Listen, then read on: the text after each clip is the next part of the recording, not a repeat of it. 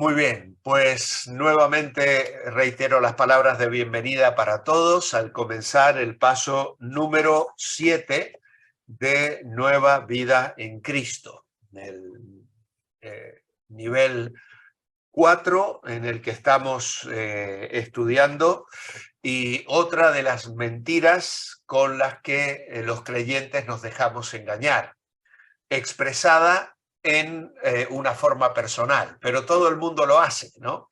Y es un poco la racionalización que queremos hacer de situaciones de pecado que el enemigo nos presenta y en las cuales nos quiere arrastrar fuera de la voluntad de Dios para nuestras vidas. Así que para entrar en nuestro estudio hoy voy a compartir la pantalla como habitualmente lo hacemos y así podemos entonces iniciar este discipulado de Creciendo en la Gracia. El texto base de este devocional o de este estudio es Juan 8:31. Si vosotros permanecéis en mi palabra, seréis verdaderamente mis discípulos y conoceréis la verdad, y la verdad os hará libres. La mentira, pero todo el mundo lo hace. Y aquí tenemos un concepto tal vez muy latinoamericano, ¿no? El VAR. Tal vez en el contexto español esto no parece a veces ser algo tan nefasto, diríamos así. Más que bar, aquí se le llama cafetería. Se va mucho a la cafetería a tomar un café, a tomar un colacao, a compartir un rato. El bar tiene más la idea de un sitio donde se bebe alcohol y donde las personas van precisamente para confraternizar, pero en un sentido más bien pecaminoso y negativo, contar chistes desagradables, etcétera, etcétera, ¿no? Entonces, con esta imagen entramos en la mentira. Todo el mundo lo hace. ¿Por qué voy a ser diferente? No puede ser tan malo si es tan popular. Los amigos de aquel que quiere vivir una vida santa le dicen, no sea tan fanático, relájese. ¿Es que te crees mejor que nosotros? ¿Vale? Entonces son argumentos con los que se nos trata de seducir. Es incómodo ser diferente. No es fácil nadar contra la corriente. A veces seguimos al mundo por presión de otros, pero a veces lo hacemos simplemente porque nos atrae y ni siquiera analizamos si es pecado o no. Vamos a apuntar algunos ejemplos de prácticas populares en nuestra sociedad que la gente justifica diciendo, pero todo el mundo lo hace. Yo, que ya he dado este discipulado a algunas otras personas, tengo apuntadas algunas cosas y luego os voy a dar la oportunidad para que abráis vuestro micrófono y quizá apuntéis alguna más. Yo he puesto, por ejemplo, aquí fumar porros. Los porros aquí en España son cigarrillos con un poquito de droga, ¿no es cierto? O podríamos poner simplemente fumar. Eso también es una cuestión bastante cultural. En los países latinoamericanos, el concepto de las iglesias evangélicas, fumar es un pecado absoluto, porque entendemos, y yo me crié con esta enseñanza, que el fumar perjudica la salud. Y por lo tanto, si yo fumo, ya estoy contraviniendo el llamado a la santidad y el administrar mi cuerpo de una manera santa. Sin embargo, tengo que aclarar que en el contexto europeo, el fumar no es a veces algo que se le considere tan negativo. De hecho, hay lugares donde beber cerveza, por ejemplo, que es una bebida alcohólica, se considera pecado, ¿no? Hay otros lugares donde, por ejemplo, usar barba ya también era una cuestión que se la consideraba pecaminosa. Algunos países latinoamericanos se lo identificaba con ser rebelde políticamente, ¿no? Eh, grandes hombres de Dios como Hudson Taylor o el propio Spurgeon. Por ejemplo, Spurgeon fumaba, ¿eh? Y de hecho fumaba en pipa. Y hay fotos de él con la pipa, ¿no? Y fue un pastor que predicó el evangelio y ganó a miles de británicos y de personas en todo el mundo para Cristo. Aún hoy sus mensajes siguen siendo una fuente de inspiración y de bendición para muchos, ¿no? Yo cuando llegué aquí hace 29 años, van a ser ahora, me encontré con que ancianos que habían sido responsables de la iglesia que yo vine a pastorear habían fumado. Sus hijos ahora no lo hacían, pero sus padres habían sido fumadores, ¿no? Y habían miembros de la congregación que fumaban. En fin, pero bueno, esto, como vemos, entiendo personalmente que es mejor no fumar, ¿vale? Personalmente, ¿no? Eh, con respecto a beber alcohol, el otro día, de hecho, puse una foto del grupo de hogar y una persona me hizo una pregunta porque en la fotografía se ven unas botellas. Aquí los creyentes no solo beben vino, hacen vino en sus casas. Casi todos los hermanos tienen viñas y les encanta trabajar vino. Es un vino con un bajo contenido alcohólico, pero es parte de la cultura, ¿no? Sin embargo, en países como América del Norte, por ejemplo, beber alcohol está completamente visto como algo pecaminoso. Bien, aquí tenemos otro tema, asistir a locales nocturnos, ¿no? Ir a lugares donde se baila, donde se bebe, donde a veces hay espectáculos también que pueden ser inmorales. Mirar pornografía, ¿no? Obviamente que es alimentar la mente con basura, ¿no? La pornografía es terrible, es inventado por Satanás, ¿no? Alguien dijo, Dios creó el sexo, Satanás creó la pornografía. Y este martes pasado he estado hablando sobre el tema de la sexualidad, de acuerdo a lo que la palabra de Dios nos dice ahí en 1 Tesalonicenses 4, ¿no? Mirar pornografía realmente es algo que lamentablemente mucha gente lo hace. Esta semana he estado viendo en los informativos hablando de cómo los adolescentes consumen pornografía, porque la tienen gratuitamente en los móviles, ¿no? Y eso hace que se estén produciendo ahora, aquí en Europa, violaciones en manadas de menores. Menores de 12 años, 13 años, violan a sus amigas de 11 años, 12 años, y de acuerdo a la ley en España no se les puede juzgar, son inimputables, es decir, no se les puede condenar ni juzgar, ni mandarles a un reformatorio, ni hacer absolutamente nada con ellos. A los padres sí, a los padres sí se les podría caer algún tipo de pena, pero no al niño, ¿no? Y sin embargo estamos viendo esto en la sociedad actual. Chicos que amenazan a niñas, las violan en grupo y luego las tiran, las dejan tiradas como un trapo sucio, ¿no? Tremendo, es absolutamente tremendo lo que la pornografía está haciendo en nuestros adolescentes.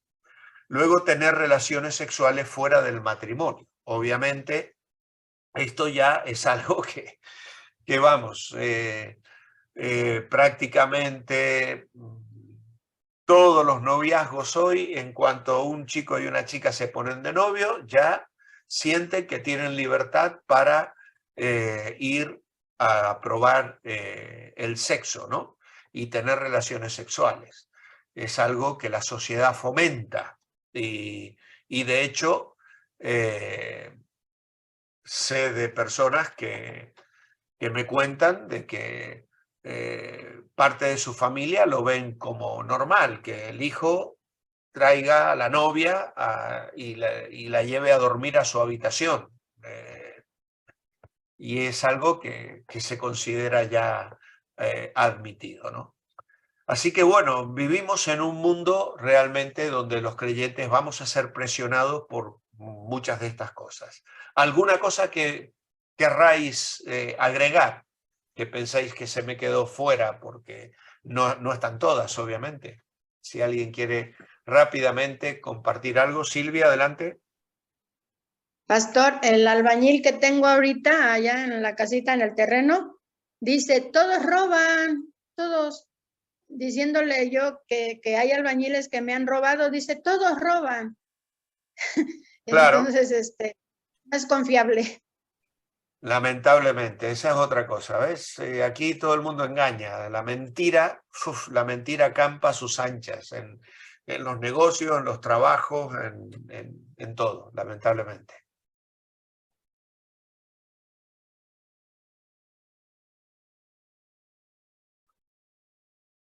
Bueno, pues vamos a avanzar porque vamos bastante tarde hoy. ¿Qué dice Romanos 12:2? Que contradice la mentira de está bien porque todos lo hacen.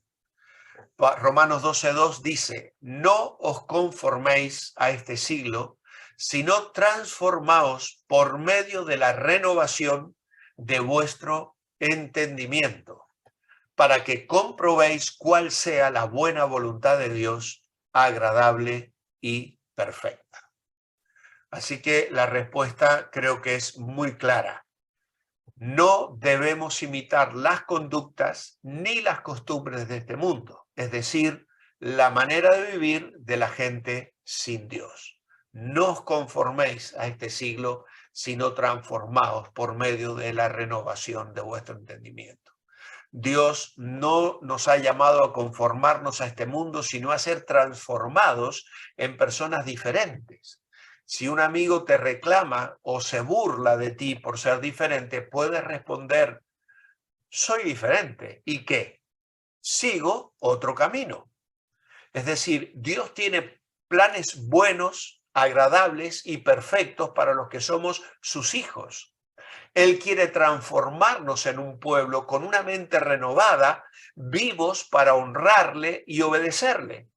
Y debido a que Él solo quiere lo mejor para nosotros, y por haber dado a su Hijo para que tengamos vida nueva, nosotros deberíamos ofrecernos con gozo a servirle, aunque implique un sacrificio, que es lo que dice el versículo anterior. Os ruego por las misericordias de Dios que presentéis vuestros cuerpos en sacrificio vivo. A veces el sacrificio es precisamente ir contra la corriente, que me critiquen mi familia, mis amigos, ¿no? Que se burlen de mí. Los cristianos tenemos este llamado, no os conforméis a este siglo. No hemos de estar conformes con la conducta y costumbres de este mundo, que por lo general son egocéntricas y a menudo corruptas. Muchos cristianos dicen sabiamente que la conducta cristiana se extralimita demasiado. Nuestro rechazo a formar parte del mundo, sin embargo, debe ir más allá del nivel de conducta y costumbres. Debe estar firmemente arraigado en nuestras mentes, transformados por medio de la renovación de vuestro entendimiento. Es posible evitar muchas de las costumbres del mundo y no abandonar el orgullo o la codicia, el egoísmo o incluso la arrogancia. Solo cuando el Espíritu Santo renueva, reeduca y reorienta nuestra mente, somos completamente y en verdad transformados. Para ser diferentes, dice aquí, es necesario renovar su mente. Esto tiene que ver con nuestra manera de pensar. En Efesios, Pablo lo va a llamar el espíritu de vuestra mente. Y la palabra espíritu ahí en Efesios 4 aparece con minúscula. No se trata del Espíritu Santo, se trata de mi enfoque de vida, de mi manera de pensar. ¿Y cómo puedo renovar mi mente? Pues conociendo la voluntad de Dios, la cual es buena, agradable y perfecta. Y esa voluntad de Dios la encontramos en la palabra de Dios. Una manera de transformar la forma de pensar es permitir que la verdad de la Biblia reemplace las mentiras que hayamos aprendido del diablo y del mundo a lo largo de toda nuestra vida. El Salmo 19:11 dice: en mi corazón he guardado tus dichos para no pecar contra ti. Por lo tanto, tenemos que reprogramar la mente para hacer luz en el mundo en lugar de ser partícipes del punto de vista del mundo. Precisamente por esto fue escrito este manual que estamos viendo, para que recibamos la ayuda necesaria para identificar esas mentiras y cambiarlas por la verdad. Cuando la Biblia nos dice transformaos, ahí en Romanos 12:2, la palabra griega que corresponde al término transformaos, ¿sabéis qué palabra es? Metamorfosis o metamorfosis, que es un cambio de la apariencia externa. Es lo que sucede con el gusano de seda cuando se envuelve en el capullo y queda colgadito de la rama, y luego comienza a romper la caparazón para salir de ahí una preciosa mariposa, ¿no? A eso se le llama metamorfosis o metamorfosis, ¿no? Y es un cambio de la apariencia externa. Mateo emplea esta palabra metamorfosis para describir la transfiguración del Señor en Mateo capítulo 17, versículo 2, cuando dice que el Señor se transfiguró delante de ellos. Así que como Cristo manifestó de forma breve y limitada esa naturaleza interior divina y su gloria en la transfiguración, los cristianos deberían manifestar a través de su conducta externa que su naturaleza interior ha sido redimida, lo cual no se traduce nada más que en un acto singular, sino en la actividad y en la práctica diaria. Y esta transformación, esta metamorfosis, dice, es la renovación de vuestro entendimiento. Es una clase de transformación que solo ocurre cuando el Espíritu Santo cambia nuestra manera de pensar mediante el estudio y la meditación constante de la palabra de Dios, de las Escrituras.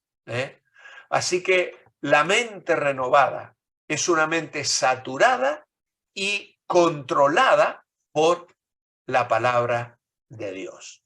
Y volvemos a señalar el Salmo 119:1, Colosenses capítulo 1 y versículo 28, por ejemplo, donde dice Pablo: amonestamos a todo hombre, enseñamos a todo hombre en toda sabiduría, a fin de presentar perfecto en Cristo Jesús a todo hombre. Y Filipenses 4:8, por lo demás, hermanos, todo lo que es verdadero, todo lo que es honesto, todo lo justo, lo puro, lo amable, lo que es de buen nombre, en esto pensad. Es decir, la mente ocupada con pensamientos santos. Luego tenemos aquí Romanos 12:1. Romanos 12:1 nos habla de una manera de ser diferentes. Os ruego por las misericordias de Dios que presentéis vuestros cuerpos en sacrificio vivo. Presentar el cuerpo a Dios como un sacrificio vivo, esto es orar y entregar a Dios el uso de todos los miembros del cuerpo como instrumentos de la voluntad de Dios y diciéndole no a la voluntad del mundo. Por eso se nos invita a mirar aquí en la página 12 lo que era una entrega diaria.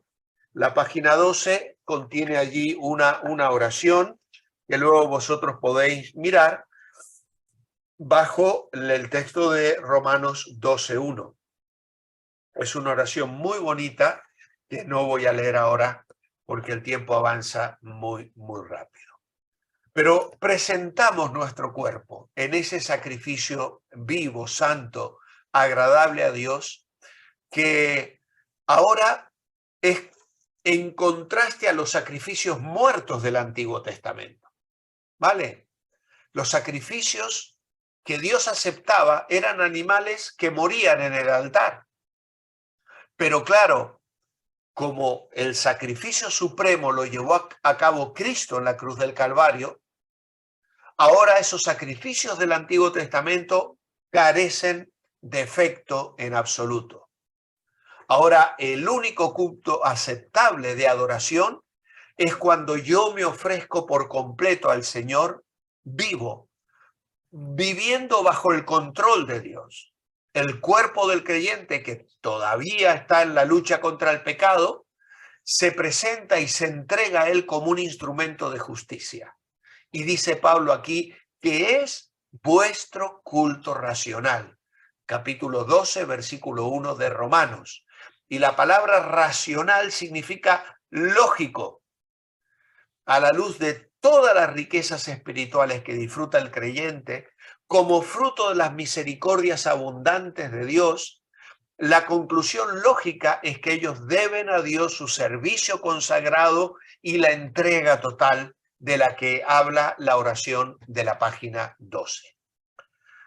Cuando tú llegas a Romanos 12, es porque has leído Romanos 1, 2, 3, 4, 5, 6, 7, 8, hasta el capítulo 12. Así que cuando Pablo dice, así que hermanos, os ruego por las misericordias de Dios, estamos mirando la misericordia de Dios revelada en la salvación que Pablo la explica del capítulo 1 al capítulo 8 de Romanos. Luego la misericordia de Dios mostrada en su trato con Israel, capítulo 9, capítulo 10 y capítulo 11 de Romanos. Y esas misericordias y ese plan de Dios es tan maravilloso en esa obra salvífica que hace a través de su Hijo Jesucristo, moviendo al pueblo de Israel, llamando a Abraham, permitiendo que ese pueblo sea llevado cautivo, trayendo de la cautividad, como estamos estudiando en los devocionales ahora. ¿Para qué? Para que venga Cristo y Él obre nuestra redención. Como respuesta a todo eso, nosotros nos presentamos como sacrificio vivo, porque esa es la respuesta lógica, racional. Lo más inteligente que un creyente puede hacer es entregarse por completo en obediencia al Señor. Esa es la entrega de fe, la confianza plena de decir, Señor, voy a hacer lo que tú dices y lo que tú quieres en todos los ámbitos de mi vida. Me entrego a ti, Señor, en obediencia plena para hacer tu voluntad. A eso somos llamados absolutamente todos los hijos de Dios. Y quien no lo hace está cometiendo una locura. Está diciendo, Señor, yo voy a manejar mi vida.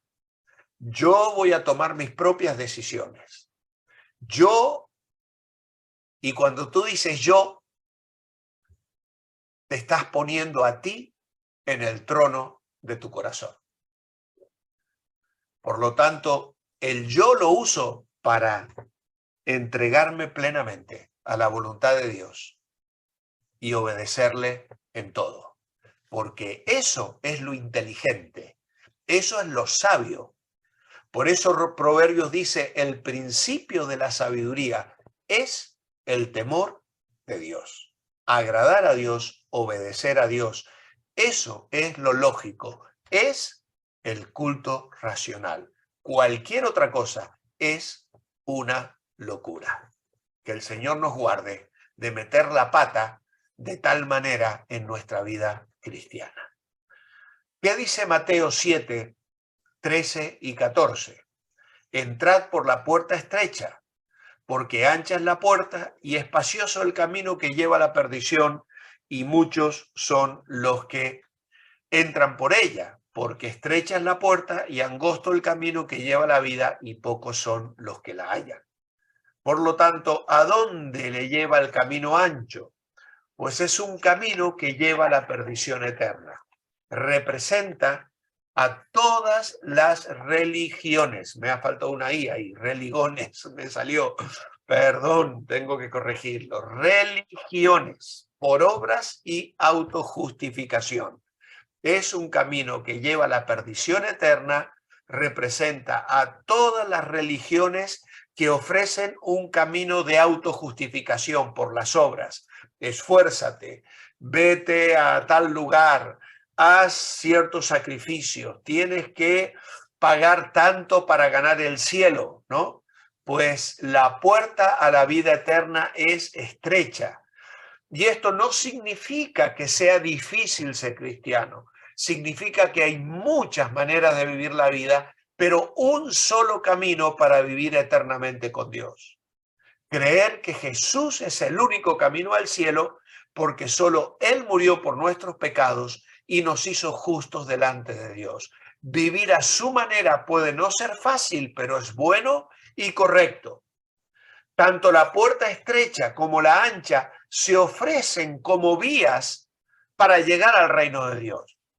Y la humanidad debe elegir entre estas dos vías. La puerta estrecha es la fe únicamente en Cristo, pequeña, precisa.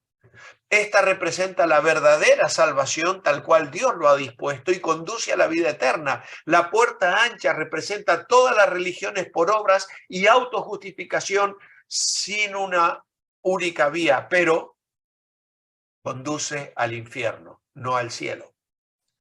Dice el Señor, angosto es el camino. Cristo continuamente enfatiza la dificultad de seguir ese camino. Él dijo, en el mundo tendréis aflicción. No es fácil seguir a Cristo. No es fácil, pero contamos con la presencia de Dios. Por eso Pablo visitaba a los creyentes dándole ánimos en Hechos 14:22 y les decía que permaneciesen en la fe y les decía es necesario que a través de muchas tribulaciones entremos en el reino de Dios. Jesús les dijo, os expulsarán de las sinagogas y viene la hora cuando cualquiera que os mate pensará que rinde servicio a Dios. En Juan 15:18 dice, si el mundo os aborrece, sabed que a mí me ha aborrecido antes que a vosotros. Ahora, la salvación no es por este sufrimiento ni por este sacrificio. La salvación es por la gracia sola, pero el camino no es sencillo. Se necesita el conocimiento de la verdad, arrepentimiento, sumisión a Cristo como Señor y el deseo de obedecer su voluntad y su palabra. Tenéis allí en un cuadrito en el costado de vuestra manual con la ilustración del salmón. En las aguas frías de muchos ríos nada el salmón. Nace en los arroyos de agua dulce y migra río abajo hacia el mar. Pasa peligros y solo algunos alcanzan su destino en las aguas saladas del océano. Después de unos años ya grandes siente el llamado de regresar a su arroyo natal. El viaje es duro, es una lucha contra la corriente, las cataratas, depredadores y otros obstáculos. Cuando alguna cascada bloquea su paso, salta una y otra vez hasta vencerla. Por fin llega a su destino a poner sus huevos y a morir, dando luz a una nueva generación. Ahora, ¿qué pasaría si el salmón no quisiera nadar contra la corriente? Quedaría en el mar sin poder reproducirse. Sería el fin de su especie. ¿Qué pasa con el creyente que no nada contra la corriente del mundo? Pues yo he puesto allí esta respuesta. Pierde poder, no tiene testimonio y no se reproduce. Así que, amados hermanos, somos llamados a un compromiso, a una entrega, a una consagración. No sea como el noble salmón, sea como el noble salmón que lucha contra la corriente con persistencia. A esto es a lo que el Señor nos ha llamado.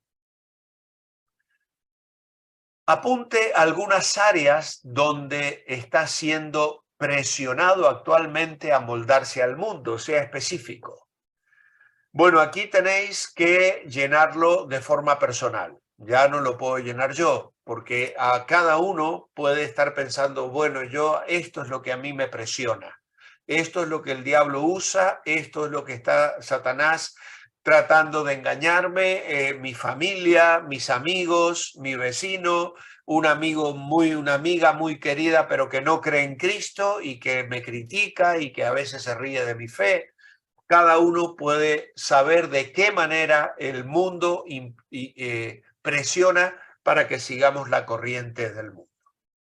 Primera de Pedro, capítulo 2 y versículo 11, compara al creyente con el extranjero y el peregrino. Dice, amados, yo ruego como a extranjeros y peregrinos que os abstengáis de los deseos carnales que batallan contra el alma. Dice, explique lo que significa decir que usted es un extranjero y un peregrino. Pues que soy un extranjero significa que no soy de un lugar o un país. Y peregrino, que solo estoy de paso. Estoy en tránsito. Así que en esta sección de Primera de Pedro, Pedro llamó a sus lectores a una vida justa en un mundo hostil. Los cristianos son extranjeros en una sociedad secular. ¿Por qué? Porque su ciudadanía está en el cielo. Los cristianos pueden ver sus obligaciones en el mundo desde 3 puntos de vista. Si leemos el contexto de todo este pasaje, el versículo 11 y 12 nos habla de peregrinos. Luego el versículo 13 al 17 de este capítulo, que no lo vamos a leer ahora, nos habla de ciudadanos. Dice, someteos a toda institución humana, ya sea el rey como superior, a los gobernadores. El domingo pasado estuve hablando con una pareja que no está casada porque pertenecen a una etnia que le da igual, ellos se casan por sus ritos propios y ellos no le ven importancia a casarse con un papel en un juzgado. Y precisamente le citábamos Romanos 13 y esta cita de Primera Pedro para explicarles que tenemos que someternos a los gobiernos que están sobre nosotros. Y luego el versículo 18 al 20, aquí criados, están sujetos, habla de los empleados, que tenemos que trabajar y responder adecuadamente. Ahora, Cristo estableció un ejemplo para que vivamos, aún en un medio ambiente hostil, una vida agradable a Dios. Y dice Pedro, que os abstengáis de los deseos carnales que batallan contra el alma. Esto sería, manténgase alejado de los deseos carnales. Si yo quiero tener una influencia piadosa en el mundo para la gloria de Dios, debo vivir de una manera disciplinada, evitando los malos deseos de esa naturaleza caída, tanto en mi vida privada como pública, porque los deseos de la carne, que incluye más que las tentaciones sexuales, batallan contra el alma. Por lo tanto, esto alude a una campaña militar que se libra en medio de una gran guerra espiritual. Los deseos carnales son personificados como un ejército de rebeldes o guerrilleros que buscan destruir por todos los medios el gozo, la paz y sobre todo la utilidad del cristiano.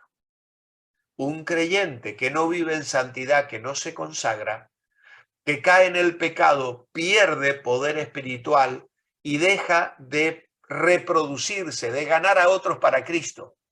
Por lo tanto, somos llamados a vivir como extranjeros y peregrinos en el mundo, porque nuestro verdadero hogar está en el cielo. Y el cielo no es una creencia de arpas y nubes rosadas, como vemos en los dibujitos que nos presentan por allí. El cielo es un lugar donde mora Dios.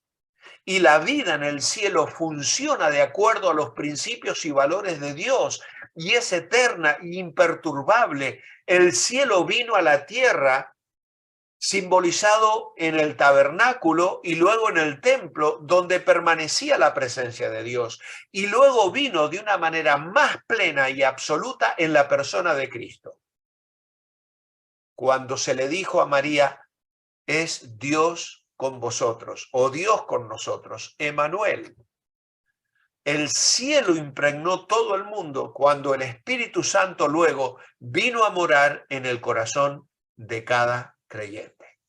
Por lo tanto, algún día después que Dios juzgue y destruya todo pecado, el reino de los cielos gobernará en toda la tierra. Y ese es el clamor de Juan, que vio ese día en el Apocalipsis cuando dijo, el tabernáculo de Dios con los hombres y Él morará con ellos y ellos serán su pueblo y Dios mismo estará con ellos como su Dios. Apocalipsis 21:3. Nuestra fidelidad debe ser a nuestra ciudadanía en los cielos, no a nuestra ciudadanía aquí, porque la tierra será destruida. Los gobiernos de este mundo van a ser juzgados, pero nuestra lealtad debe ser a la verdad de Dios, nuestra forma de vida dedicada a la santidad. Y por eso en el mundo nos vamos a sentir extranjeros y peregrinos, porque el mundo no quiere hacer caso de Dios. Por eso tenemos aquí este alto, pare, deténgase. Como cristiano, el creyente es diferente a los demás porque solo está de paso aquí en la tierra. Y ya hemos meditado en ese significado. ¿Cómo debe vivir? Alejado de los deseos de la carne. Abstenerse del mal no es opcional. Estos deseos combaten contra el alma como parásitos, chupando poco a poco la energía espiritual. ¿Por qué vivir bien? Porque el versículo 12 dice, manteniendo buena vuestra manera de vivir entre los gentiles, para que en lo que murmuran de vosotros como de malhechores, glorifiquen a Dios en el día de la visitación al considerar vuestras buenas obras. La palabra griega que se traduce buena manera de vivir, buena, se refiere a una conducta honorable, implica la bondad más pura, excelente y atrayente. Después de haber disciplinado su vida interior y privada, el cristiano debe vivir afuera entre los no cristianos de tal modo que refleje esa disciplina interior. Nos van a acusar, dice, como malhechores, y eso será un acto injusto, como lo fueron los primeros cristianos acusados de rebelión contra el gobierno. ¿Sabéis los cargos falsos que se dieron a los primeros cristianos? Se les acusó de terrorismo, culpados del incendio de Roma, de ateísmo, porque rechazaban a los ídolos y el culto al emperador, de canibalismo, porque decían que comían el cuerpo del Señor al tomar la Santa Cena. Se les acusó de inmoralidad por ver el amor que había entre los hermanos y el ósculo santo, el beso santo. Y luego se les acusó de perjudicar el comercio y el progreso de la sociedad, movilizando a los esclavos a una insurrección masiva. Pero vosotros veis que en el Nuevo Testamento no se llama a los esclavos a otra cosa que a servir a sus amos con respeto y reverencia, porque obviamente tardaron siglos para que el Evangelio transformara la perspectiva del mundo en cuanto a la esclavitud, pero finalmente lo hizo. Por lo tanto, tenemos que saber que el mundo no nos va a comprender y nos va a criticar y nos va a juzgar injustamente, pero en el día de la visitación, cuando Dios se acerque a los pueblos y a las naciones para juzgarle, allí el mundo reconocerá que hemos glorificado a Dios con nuestra vida.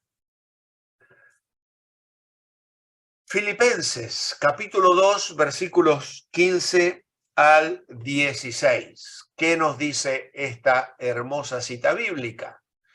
que seáis irreprensibles y sencillos, hijos de Dios sin mancha, en medio de una generación maligna y perversa, en medio de la cual resplandecéis como luminares en el mundo, asidos de la palabra de vida, para que en el día de Cristo yo pueda gloriarme de que no he corrido en vano ni en vano he trabajado. Así que Dios nos llama a ser intachables y puros en medio de una cultura malvada y perversa, brillando como una estrella que todos puedan ver. Mantengan alto la palabra, permitiendo que la Biblia sea su guía siempre. ¿Acepta el reto de brillar? Pues obviamente espero que cada uno de vosotros ponga una marca sobre el sí. Y medite cuál es un ejemplo práctico de cómo podría brillar para Dios. Y esto es algo que cada uno de vosotros debe responder. El Salmo 1 nos instruye cómo vivir en un mundo lleno de maldad. ¿Qué es lo que el hombre justo evita? Bueno, el Salmo 1 también es un salmo precioso que muchos hemos memorizado en nuestra niñez. Bienaventurado el varón que no anduvo en consejo de malos, ni estuvo en camino de pecadores, ni en silla de escarnecedores se ha sentado, sino que en la ley del Señor está su delicia. Y aquí tenemos una larga respuesta. El Salmo 1, ¿qué es lo que el hombre justo evita? El consejo de malos, el camino de los pecadores, el sentarse con los escarnecedores o los que se burlan de la fe y la espiritualidad santa. Esa es la idea que tiene el Salmo. Así que os doy allí un tiempo para que copiéis esta larga respuesta. ¿Qué es lo que el hombre justo evita? Según el Salmo 1:1, el consejo de malos es oír lo que ellos nos aconsejan, el consejo que viene de ellos, el camino. Es decir, cuando ya escucho el consejo, ya comienzo en la práctica, comienzo a recorrer un sendero que es por el que la corriente de este mundo me quiere llevar, y finalmente el sentarse en la silla es ya disfrutar de amplia comunión con un entorno pecaminoso que niega, se burla y menosprecia a Dios y a su palabra. El justo no sigue el consejo ni el camino de pecadores, ni se sienta con los que se burlan de la fe y la espiritualidad. Para no andar con los demás, ¿qué hace el justo? Pues meditan la palabra de Dios de día y de noche, es decir, todo el tiempo. Meditamos en la palabra de Dios, dice el verso 2, sino que en la ley del Señor está su delicia y en su ley medita de día y de noche. ¿Cuánto tiempo dedica usted a la palabra? Yo ya no he contestado nada allí, porque yo sé las horas que dedico día tras día. Vosotros, cada uno, podéis decir el tiempo que dedicáis a la palabra de Dios. Así que aquí en este hermoso salmo, el escritor ensalza el gozo de obedecer a Dios y no escuchar a los que desacreditan o ridiculizan. Nuestros amigos o socios pueden tener una influencia profunda en nosotros y a veces de forma muy sutil. Y si insistimos en tener amistad con los que se burlan de lo que Dios considera importante, nos vamos a ver llevados hacia el pecado y nos volveremos indiferentes a la voluntad de Dios. Y esa actitud es igual a la burla. La pregunta es, ¿tus amigos te edifican en la fe o la destruyen? La debilitan. Los amigos verdaderos son aquellos que nos acercan, que nos empujan a Dios. Y eso es lo que debe mover nuestros corazones. El Salmo continúa en el verso 3, y el que medita en la palabra, nos dice, es como un árbol fructífero junto a un río firme, fuerte y fructífero. El que sigue el camino popular es comparado con un arbusto seco que es arrebatado por el viento. O sea, el resto del Salmo 1 será como árbol plantado junto a corrientes de agua, que da su fruto en su tiempo y su hoja no cae, y todo lo que hace prosperará. No así los malos, son como el tamo que arrebata el viento, que no se levantarán en el juicio, ni los pecadores en la congregación de los justos, porque el Señor conoce el camino de los justos, mas la senda de los malos perecerá. Ahora mismo cierre los ojos e imagine al árbol junto al río y el arbusto, la paja seca. ¿Puede ver la diferencia entre los dos? Es un lindo ejercicio. ¿Cuál representa la vida que usted lleva actualmente? Eso lo tenéis que contestar vosotros. ¿Cuál vida quiere? ¿Hay algún mal consejo o ejemplo que estés siguiendo? Si algo detectas que está siendo un camino que estás siguiendo por la presión de algún ser querido, de un amigo, pues tienes que reflexionar y modificar esto en tu vida personal. Escriba falso o verdadero. Es la tarea con la que generalmente comienza la lección y que nosotros la terminamos. ¿El cristiano está llamado a vivir una vida diferente a la de los demás? Obviamente que sí. El mundo ofrece mucha diversión, pero esta es pasajera. Claro que sí. Temporal, vacía, hueca. Muchos cristianos son gente rara, parecen de otro planeta. Pues sí, lamentablemente el mundo nos mira y nos considera a veces personas extrañas, que estamos fuera de la voluntad o de que vivimos de una manera rara. ¿Pero qué tiene de malo? Cuando hay algo que quiere hacer pero no está seguro si debe hacerlo o no, pregúntese, ¿qué haría Cristo? ¿Qué le dice su conciencia? Si su conciencia está limpia, ¿por qué trata de justificar su comportamiento diciendo, pero todos lo hacen?